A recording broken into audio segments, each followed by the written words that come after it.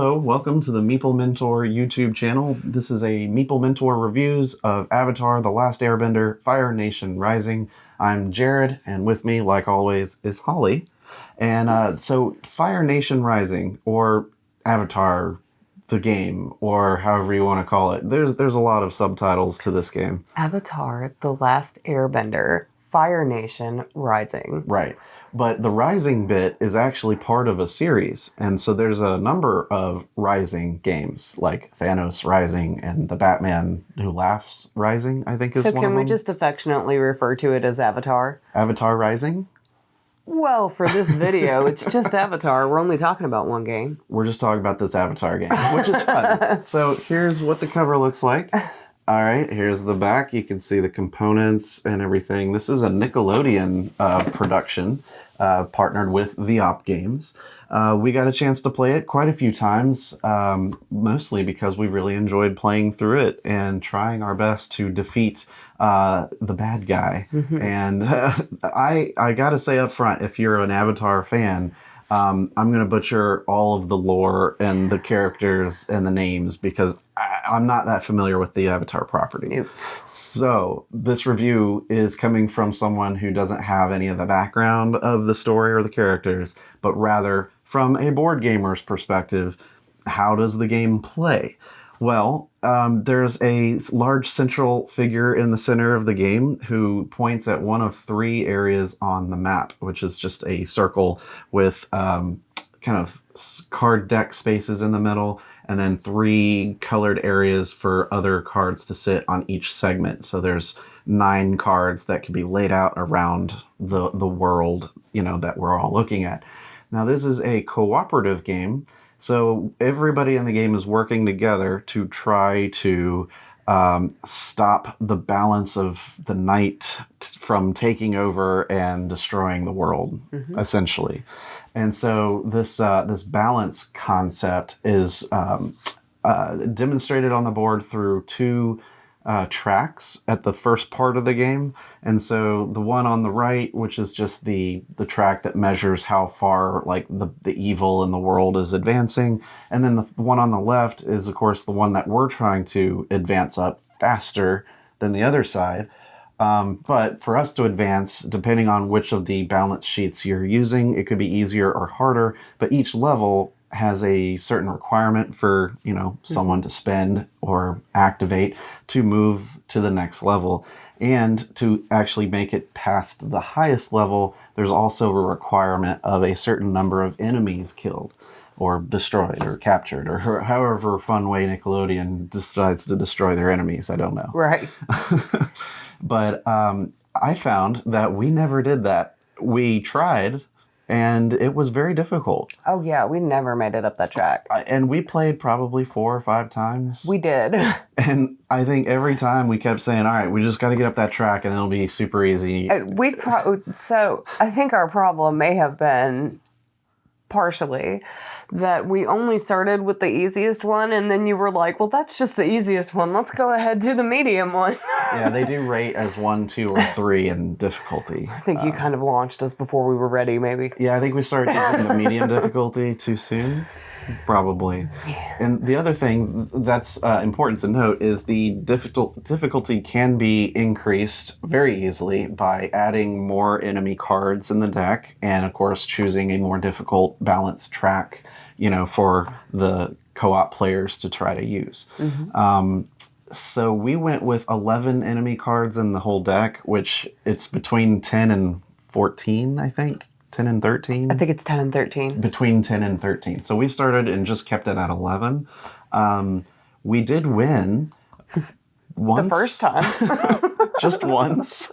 We never made it up that track, but we did win the first time. We did win the first time, which I guess was more of a fluke because we didn't win again. Shoot. Well, I have thoughts on that, though. I really, really feel that some of the characters should be played in tandem with the other characters, because I feel if they're not, nothing is going to be accomplished. The 2 characters that I played with in the subsequent games, until I I think I went back finally and played one with the different colored dice. There are 2 characters that only use 2 blue and 2 green dice. And it seems like they're, from what I understood I know nothing about the property, but from what I understood, they're brother and sister. And it really seems like they should be played as brother and sister, like 2 people should play them because they play off of each other very well. Mm-hmm. That said, it seems that the other characters are more set up for, just not relying on the other players as heavily. Yeah. Because when I played as one of those 2, the brother or sister, I got absolutely nothing done. Mm. Nothing. And anything that I was doing on my card, I noticed when I went back and I played the sister after playing the brother, that had you had the other card, we could have accomplished so much more together. Right. So there's maybe some balance issues, you might say. Maybe in the characters that you pick. Well, it wouldn't be a balance issue if you had all the players at the table too. Maybe it's better with 3 players. Yeah. And, working with those 2, if you're going to include them, have both. If you're going to include them. If you're not, yeah. I don't really think you're missing out on a whole lot not including them because they seem to rely so heavily on each other. The most well-rounded character is the main character, the boy with the shaved head and the arrow on his head. The Avatar, I think Avatar kid. He gets one of each color, whereas everyone else kind of specializes typically in mm-hmm. 1 or 2 colors. And with the colors, they have different symbols on them that you're trying to get to claim different new characters to add to your army of cards, which is just a row of cards in front of you. And to defeat the enemies, you also have to assign certain icons to their card when they're sitting out there to apply any damage to them. And so 1 damage is added whenever all of those symbols on their card is assigned, and it's possible to assign double and then apply 2 damage that round, which might end up killing them. Most of them tend to be 1 or 2 damage. Well, you can get enough cards in line to get all 8 dice to roll with, and it is a potential to deal even 3 damage mm-hmm. to each. It's just a matter of what you roll. So early on, what you want to see is you want to be able to get as many new hero cards or character cards added to your army because they give you new abilities and they give you often new dice that you can roll. Mm-hmm. Because otherwise, you're just going to start with your basic 4 dice and, kind of work with what you get. And that's where if you don't get the opportunity early to really successfully roll what you need to get new characters, you're going to struggle for a while. And that can be very, very frustrating. And I found that's another thing that I noticed about those 2 characters. The costs for the cards, mm-hmm. for the blue cards that you need to, round out your characters and everything, they require avatar symbols, multiple avatar symbols, and you only have green and blue dice. Yeah. And the easiest way to get multiple avatar symbols is to have a yellow die. Right, the yellow avatar die. And basically each of the colors specializes in one of those icons. And so you've got multiple, I think there's a single and then one with a double side of that icon. So there's, a 3rd chance, not mm-hmm. only that, but it'll give you double if you rolled that one. Right. And then just one of everything else, mm-hmm. essentially. And so if you're rolling a blue dice, you're much more likely to get a water result. But what you're trying to get might be the avatar or fire or fire or something. And so that's where starting out, if you just have that one color type, it can be difficult to recruit new kinds.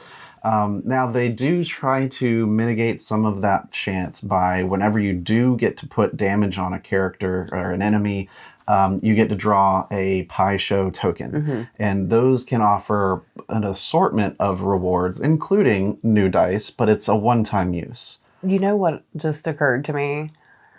We won that game without using any pie show tokens because we missed that part in the rules. It's true. And then the other ones we played, we used them and we never won. That's really funny.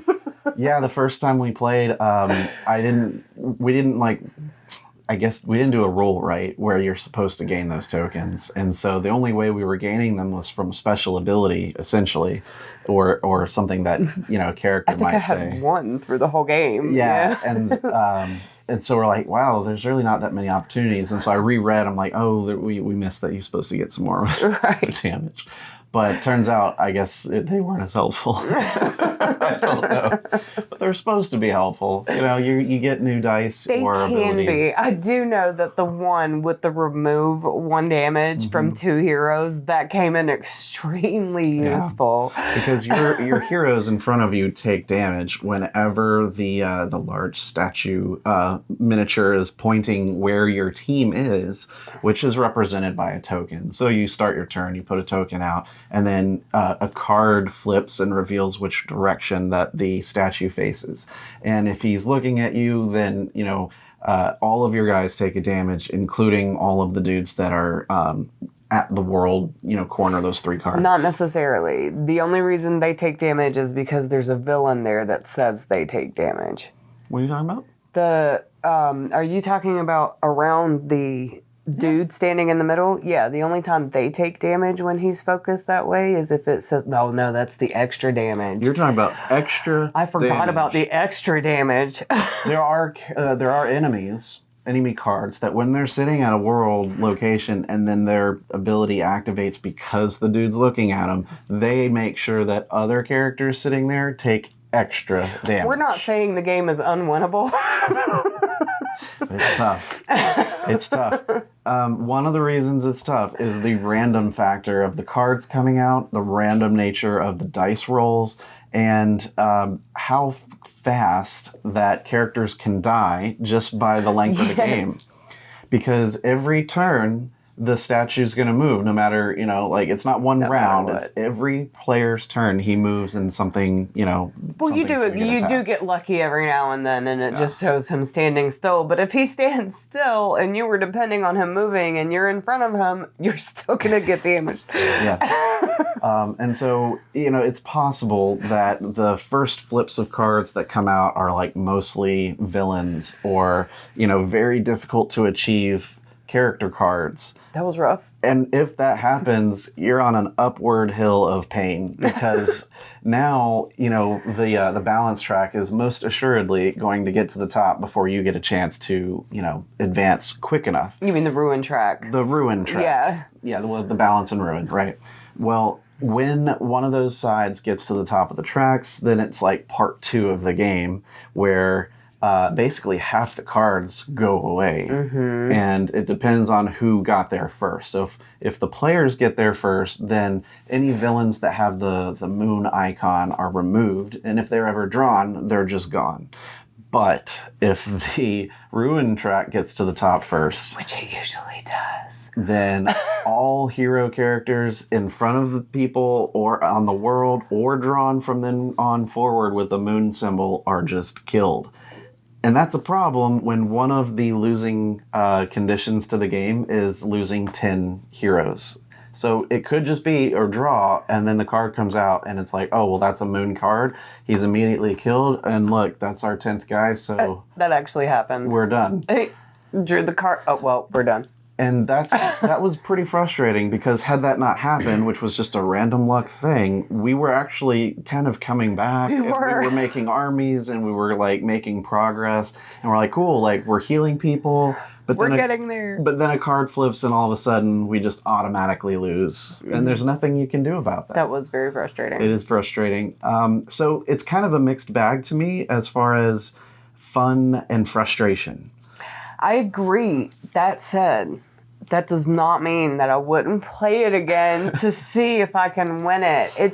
It's a good game, I think. It's punishing. It is punishing. but I think it does maintain the fun factor while playing, because you do always hang on to the hope that you're going to get what you need. Well, I think the fact that we won the first one gave me hope that it is winnable, unlike when we have played other co-ops and we've played them 3 or 4 times and cannot get anywhere. Right. This we actually won, so it shows me that it is winnable. Yeah. So I think that gives me some hope into going into future plays, you know? Because I'm like, this can be done.